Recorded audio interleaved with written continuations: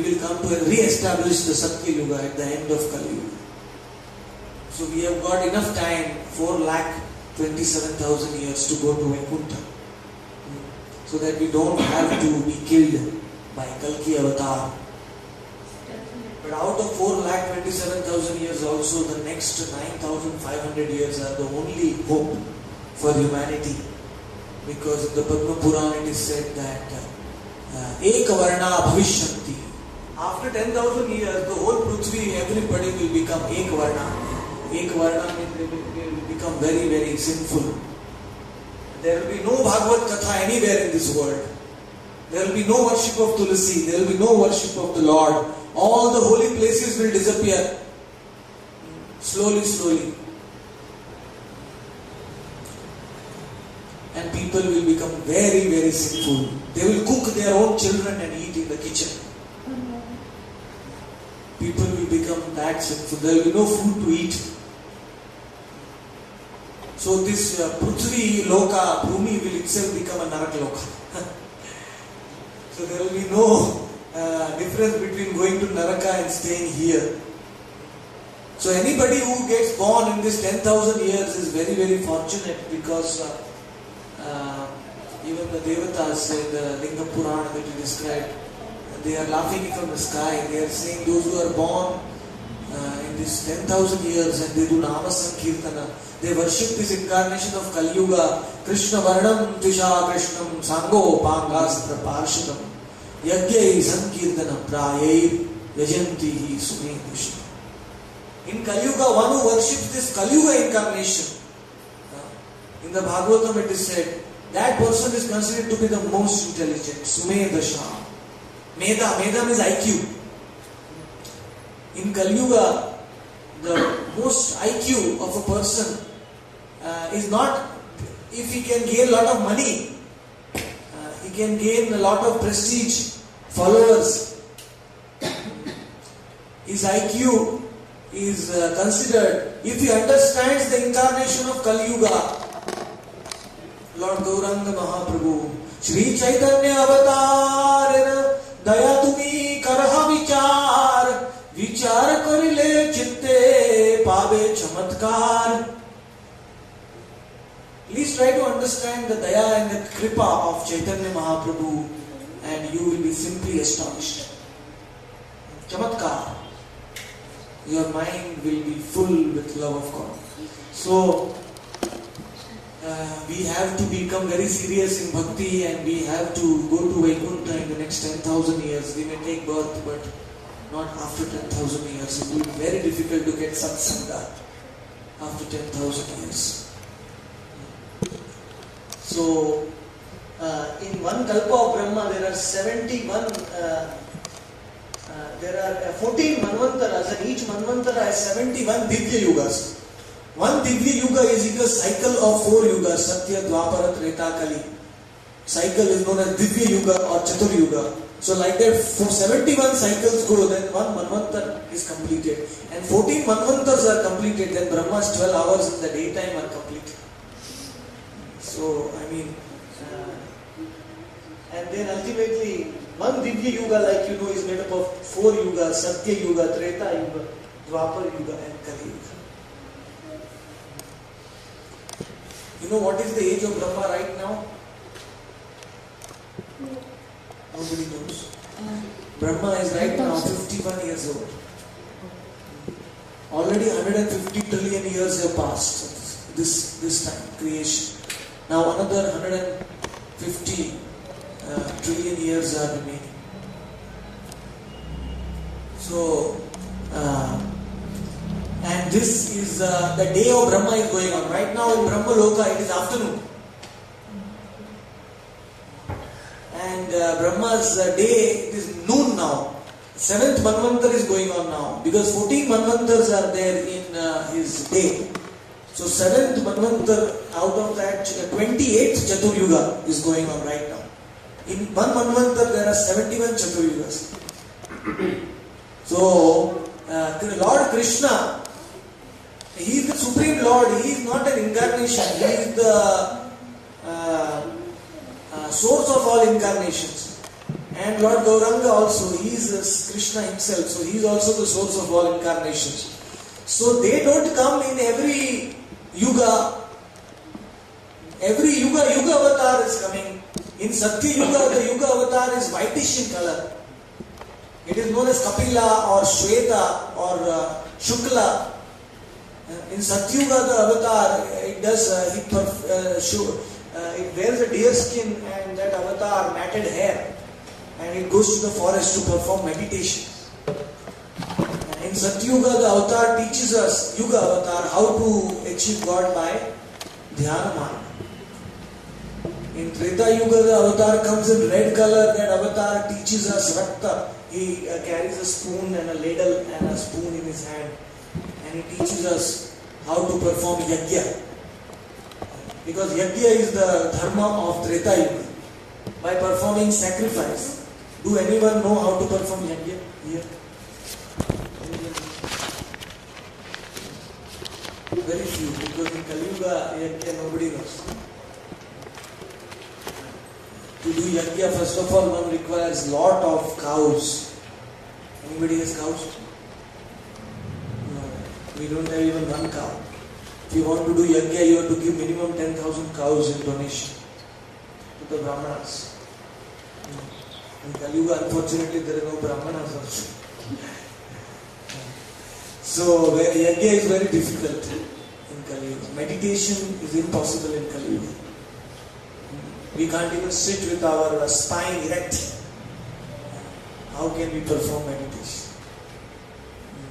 Meditation should be done in the jungle, but there is no jungle left. Everywhere buildings are coming up. So, in the Dwapar Yuga, the Lord comes in a blackish color. He doesn't come in every Dwapar Yuga as Krishna, the original Supreme Personality of Godhead. Krishna does not come in every Dwapar Yuga. He comes partially as incarnation, so as blackish in color, as a Vishnu form or a Krishna form, but he is not the original Lord. But he comes to establish the dharma of Dwapar Yuga as temple worship. In Dwapar Yuga, huge temples are constructed by the kings everywhere, and all the people are expected to go to the temples, worship the Lord, and have darshan of the Lord. With great opulence, the temples are being worshipped. So much opulence is there. There are 6 kinds of offerings daily, and 3 times the Lord is given dressing, different clothes daily. Like that, very, very opulent worship is conducted in Dwapar Yuga, and the Lord is very pleased. But in Kali Yuga, it is a very, very unfortunate situation. People don't have time to go to the temple. People don't have time to do meditation. People don't have time to do yajna. They don't have qualification to do yajna. So the Lord decides to manifest the most easiest path in Kali Yuga, the most easiest and the most powerful path in Kali Yuga, and that is what? Chanting, Nama Sankirtana. Kali Yugera Dharma, Nama Sankirtana. Namera Prachar, Taha Lati Pita Varna, Chaitanya Avatar. And he comes. Because Nama Sankirtan is advantage. Even if you cannot go to the temple, while walking also you can chant the Nama. While sitting also you can chant the Nama. While sleeping also, while eating also. So Kali Yuga everybody can do, even children can do Kirtana. No need to go into deep meditation or do yajna. So the Lord has made very, very easy for everyone. But still, we don't have attraction towards Nama Sankirtan. Very, very unfortunate. The easiest path is God has given in Kali Yuga, but still we don't want to chant the holy names. One devotee in Gujarat, he was telling me, Swamiji, whenever now I start chanting, then I get some sweet taste on my tongue. When I chant the Naam, I get some sweet taste in my tongue. Hare Krishna, Krishna Krishna, Hare Hare, Hare Rama, Rama Rama, Hare Hare, Nitya. So who is getting sweet taste in their tongue by chanting the name? Nobody. Then what are you feeling? You are feeling bitter?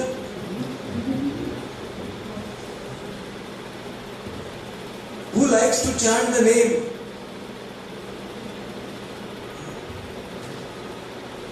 Only few or everyone? Okay. So you like to chant the name. That is the qualification to achieve God. We have to get some attraction. Name Ruchi Jive Daya Vaishnava Seva.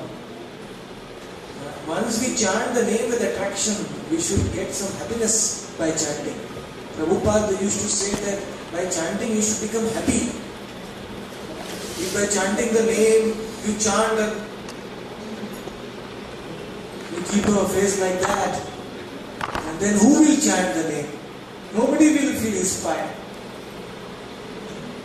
So we have to feel the happiness of the soul when we chant the holy names. It should not be a force. It should come automatically. Oh, only Guruji has told me to chant daily this many malas. Oh, why is Guruji giving all these rules and regulations? Why can't I just become free? Freedom from rules. Because we don't have any taste. Those who have the attraction for the chanting of the name, they will think, oh, Guruji has told me to chant only 25,000 names every day. I will chant 1 lakh names. I will chant extra. So, like that, one should always feel attraction to the chanting. When one starts chanting, one should feel that Krishna is dancing on our tongue in the form of the name. Who feels the presence of Krishna while chanting? Please.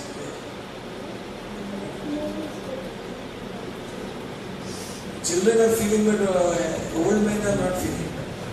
Older.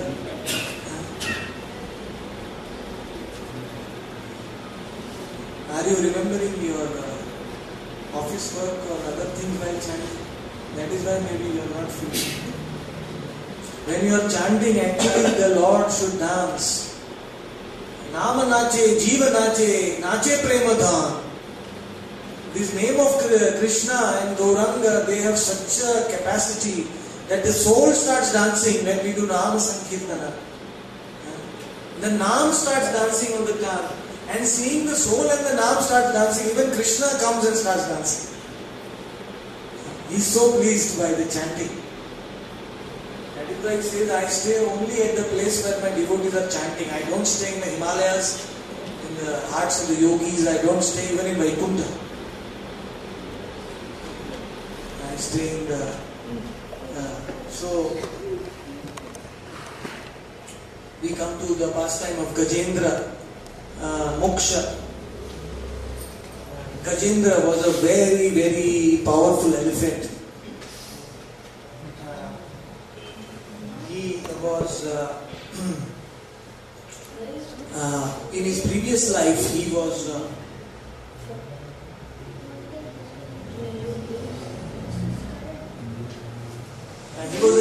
he was a king known as Indradyumna Maharaj. But being a king, he was still meditating on the Lord. He should take out time and think about the Lord always. And one day he was meditating very deeply on the Lord, and one very, very angry Rishi Muni came. His name was Agatsya.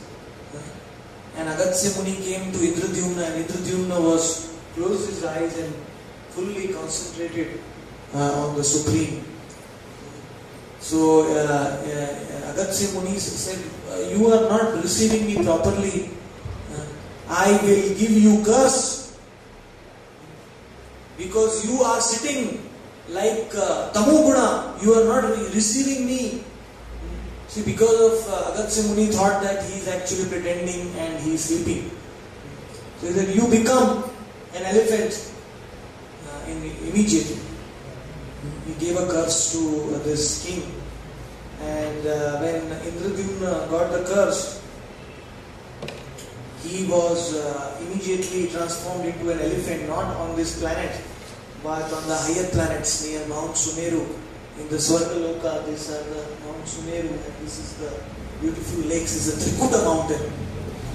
It is 10,000 yojanas in height. 10,000 yojanas means 80,000 miles high. Huge mountain. Trikuta mountain.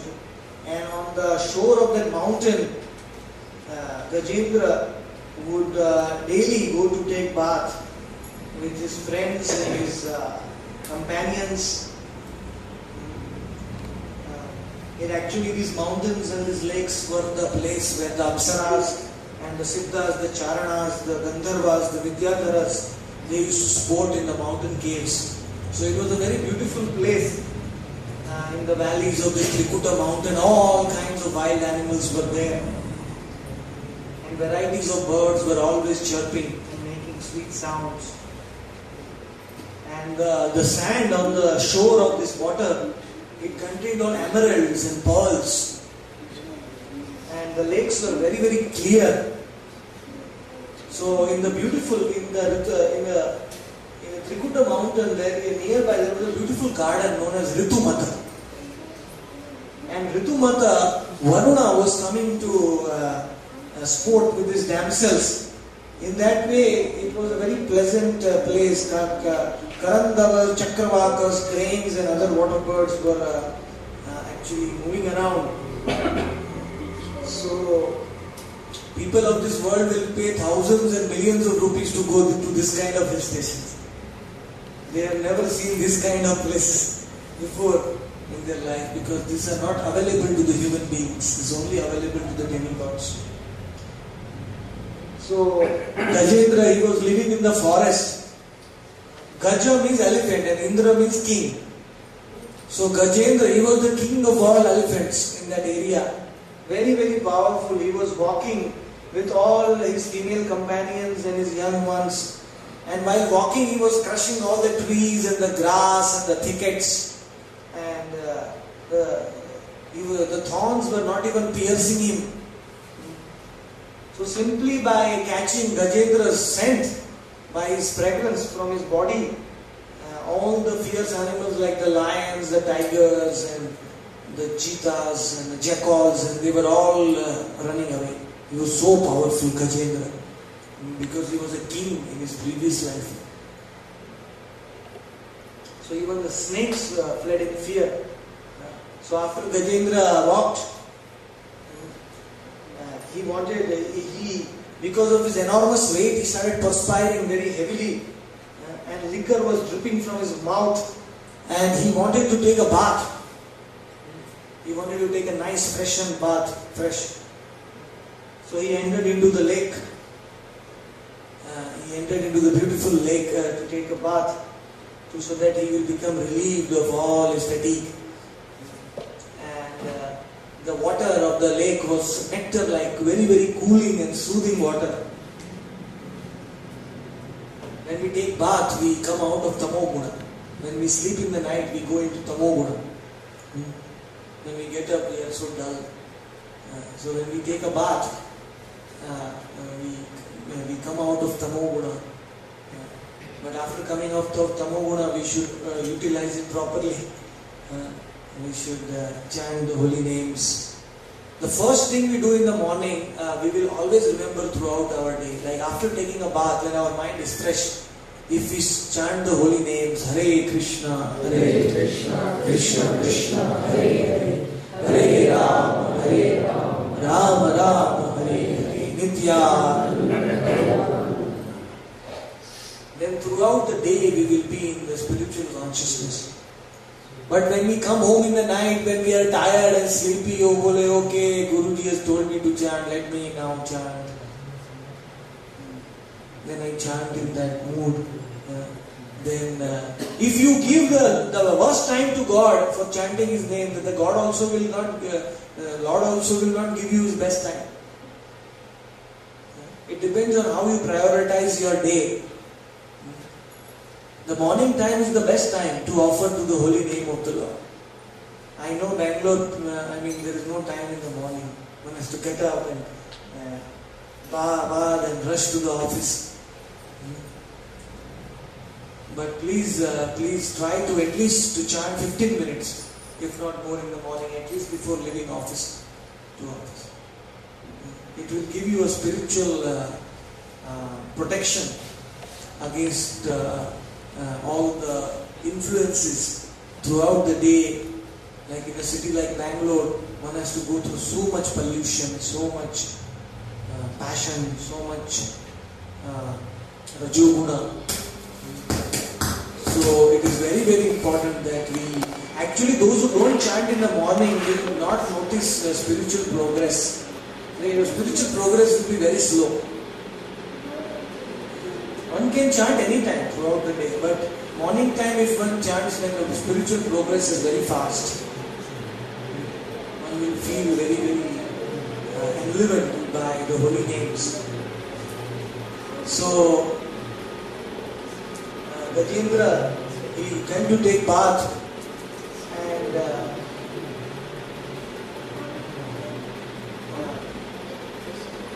Gajendra told his wives and his children, please drink the water in the lake and please bathe and drink. And he laboriously in his trunk he took the water and he was praying to all his wives and all his children. He was cleaning them, washing them, but he did not know that his death was fast approaching. So like that, when he was in the water, he was enjoying himself, he was refreshed.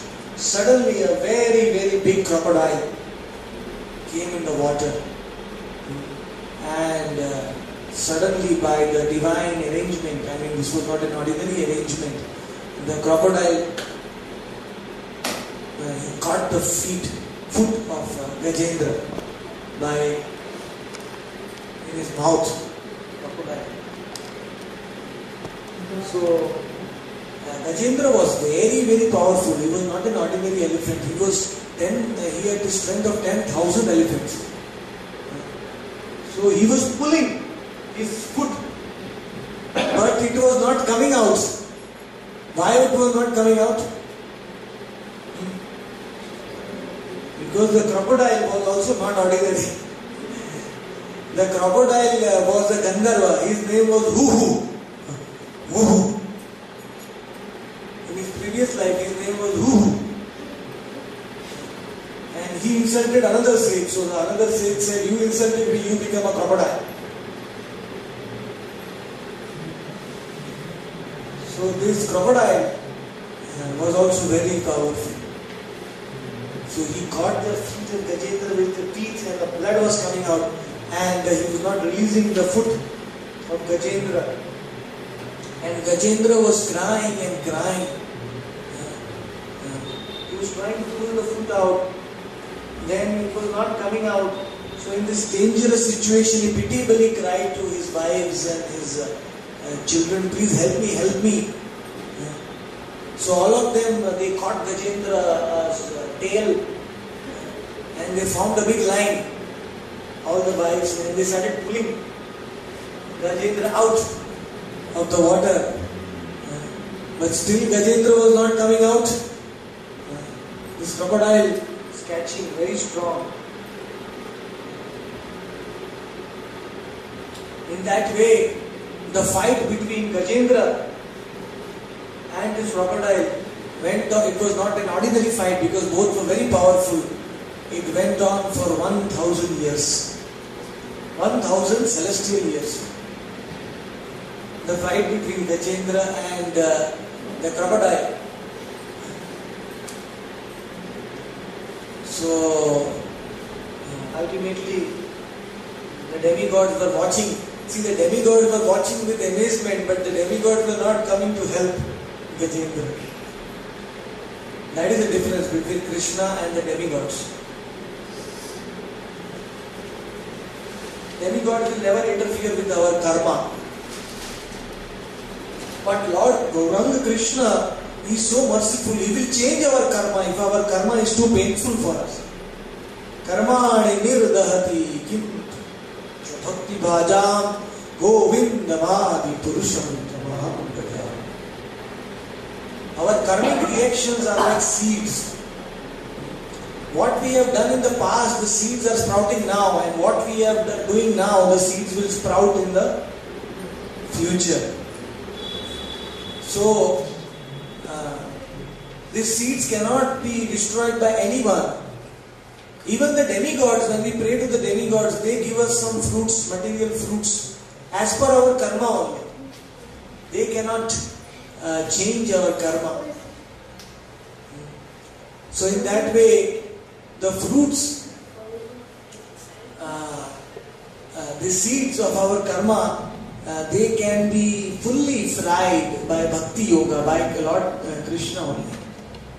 When you put the seeds in the pot and you fry them, then they will never sprout. Similarly, the karmic seeds also have to be fried. And the frying process, what is the frying process? Nobody knows. Hare Krishna, Krishna Krishna, Hare Hare, Hare Rama, Rama Rama, Nityananda.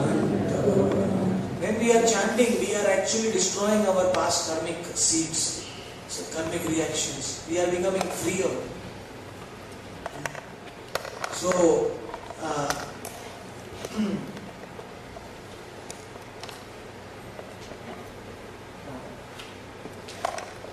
the fight was a big fight, and the demigods did not interfere in this fight. So after struggling for many years, Gajendra's mental and physical strength became diminished. Why it became diminished? Because Gajendra did not get food to eat. Because Gajendra was in the water, and elephant normally they eat in the ground. Whereas the crocodile was getting food from the water. So the crocodile was not becoming weak, because water is the natural habitat for the crocodile. So the crocodile remained very strong. So who won the war? Crocodile, because he was getting the food. Similarly, Srila Prabhupada says in his commentary that in our life we should stay at a place which is convenient for us to practice self-realization. For chanting, we should stay in our place which is natural. So then we will be successful in this mission of life. Like there are some souls like me, staying in the sannyas ashram. Like I am a sannyasi, I feel very comfortable as a sannyasi. Somebody will offer me millions of rupees, still I will not change from being a sannyasi, because I am very happy situated. I can chant the holy names. But there are some souls, majority of the souls, who if you force them to stay in the sannyas order, they will not be able to, their mind will become very agitated, restless, and they will not be able to even practice the chanting and self-bhakti yoga process. They will lose. We have seen many people, they try to practice sannyas, but ultimately they cannot. So these people should not get disheartened. We should not get disheartened, because whether one remains a sannyasi or whether one gets married, stays at home, or whether one remains in the jungle, this is nothing important. This is not so important in Bhakti Yoga. Bhakti Yoga, the Lord does not see our external status and position. He just sees how sincerely we are chanting the name Hare Krishna, Krishna Krishna, Hare Hare Ram, Ram Ram, Hare Hare, Nityananda. So if somebody artificially renounces everything, and if he is not able to chant the name properly, then better to stay in a position where one is more comfortable, so that one can realize God. Here we see the crocodile became very strong because it is the natural habitat. So every single person among us, we should decide what is the right thing for us.